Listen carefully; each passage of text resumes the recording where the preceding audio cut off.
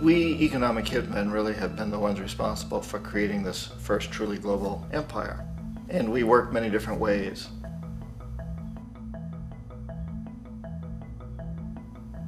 But perhaps the most common is that we will identify a country that has resources our corporations covet, like oil, and then arrange a huge loan to that country from the World Bank or one of its sister organizations. But the money never actually goes to the country. Instead, it goes to our big corporations to build infrastructure projects in that country, power plants, industrial parks, ports, things that benefit a few rich people in that country, in addition to our corporations, but really don't help the majority of the people at all. However, those people, the whole country, is left holding a huge debt.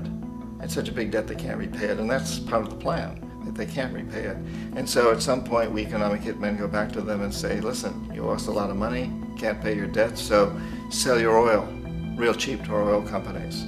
Allow us to build a military base in your country, or send troops in support of ours to someplace in the world like Iraq, or vote with us on the next UN vote. To have their electric utility company privatized and their water and sewage system privatized and sold to U.S. corporations or other multinational corporations. So there was that whole mushrooming thing, and it's so typical of the way the IMF and the World Bank work, that you put a country in debt, it's such a big debt it can't pay it, and then you offer to refinance that debt and pay even more interest. And you demand this quid pro quo, which you call a conditionality or good governance, which means basically that they've got to sell off their resources, including many of their social services, their utility companies, their school systems sometimes, their penal systems, their insurance systems, to foreign corporations. So it's a double, triple, quadruple whammy. The precedent for economic hitmen really began back in the early 50s when democratically elected Mossadegh, who was elected in Iran, he was considered to be the hope for democracy in the Middle East and around the world. He was Time Magazine's Man of the Year. But one of the things that he'd run on and began to implement was the idea that foreign oil companies needed to pay the Iranian people a lot more for the oil that they were taking out of Iran. The Iranian people should benefit from their own oil. Strange policy. We didn't like that, of course. But we were afraid to do what we normally were doing, which was to send in the military. Instead, we sent in one CIA agent, Kermit Roosevelt, Teddy Roosevelt's relative.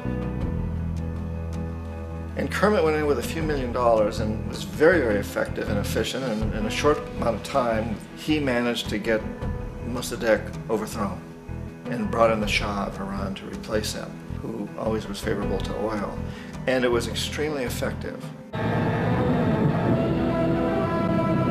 Mobs overflow Tehran. Army officers shout that Mossadegh has surrendered and his regime as virtual dictator of Iran is ended. Pictures of the Shah are paraded through the streets as sentiment reverses. The Shah is welcomed home. So back here in the United States, in Washington, people looked around and said, wow, that was easy and cheap. So this established a whole new way of manipulating countries, of creating empire. The only problem with Roosevelt was that he was a card-carrying CIA agent, and had he been caught, the ramifications could have been pretty serious. So very quickly at that point, the decision was made to use private consultants to channel the money through the World Bank or the IMF or one of the other such agencies, to bring in people like me who worked for private companies, so that if we got caught, there would be no governmental ramifications.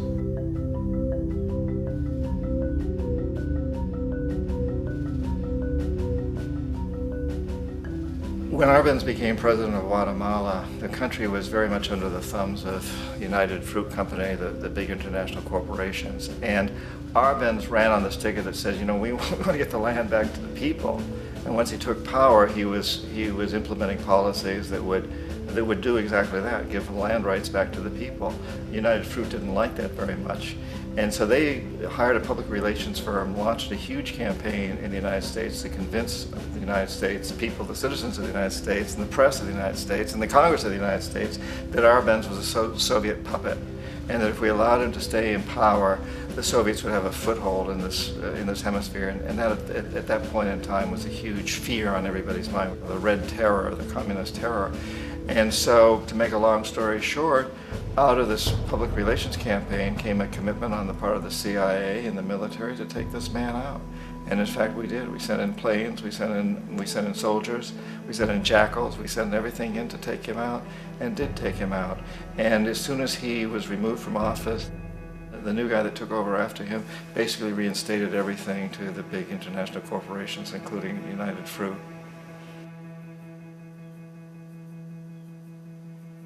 Ecuador for many, many years had been ruled by pro-US dictators, often relatively brutal. Then it was decided that they were going to have a truly democratic election. Jaime Roldos ran for office, and his main goal, he said, as president would be to make sure that Ecuador's resources were used to help the people.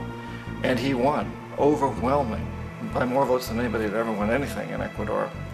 And he began to implement these policies to make sure that the profits from oil went to help the people. Well, we didn't like that in the United States. I was sent down as one of several economic hitmen to change Roldos, to corrupt him, to bring him around, to let him know, okay, you can get very rich, you and your family, if you play our game, but if you continue to try to keep these policies you've promised, you're going to go. He wouldn't listen. He was assassinated. As soon as the plane crashed, the whole area was cordoned off. The only people allowed in were U.S. military from a nearby base and some of the Ecuadorian military. When an investigation was launched, two of the key witnesses died in car accidents before they had a chance to testify. A lot of very, very strange things that went on around the assassination of Jaime Roldos. I, like most people who've really looked at this case, have absolutely no doubt that it was an assassination. And of course, in my position as an economic hitman, I was always expecting something to happen to Jaime, whether it be a coup or assassination, I wasn't sure, but that he would be taken down because he was not being corrupted. He would not allow himself to be corrupted the way we wanted to corrupt him. Omar Torrijos, president of Panama, was one of my favorite people. I really, really liked him. He was very charismatic. He was a guy who really wanted to help his country. And when I tried to bribe him or corrupt him, he said, look, John, he called me Juanito. He said, look, Juanito, I don't need the money. What I really need is for my country to be treated fairly. I need for the United States to repay the debts that you owe my people for all the destruction you've done here. I need to be in a position where I can help other Latin American countries win their independence and be free of this terrible presence from the north that you people are exploiting us so badly. I need to have the Panama Canal back in the hands of the Panamanian people. That's what I want. And so, leave me alone. Don't try to bribe me. It was 1981, and in May, Jaime Roldos was assassinated. And Omar was very aware of this. Torrijos got his family together and he said, I'm probably next, but it's okay because I've done what I came here to do. I've renegotiated the canal. The canal will now be in our hands. He just finished negotiating the treaty with Jimmy Carter. In June of that same year, just a couple of months later, he also went down in an airplane crash, which there's no question was executed by CIA-sponsored jackals. Tremendous amount of evidence that one of Torrijos' security guards handed him at the last moment as he was getting on the plane a tape recorder, a small tape recorder that contained a bomb.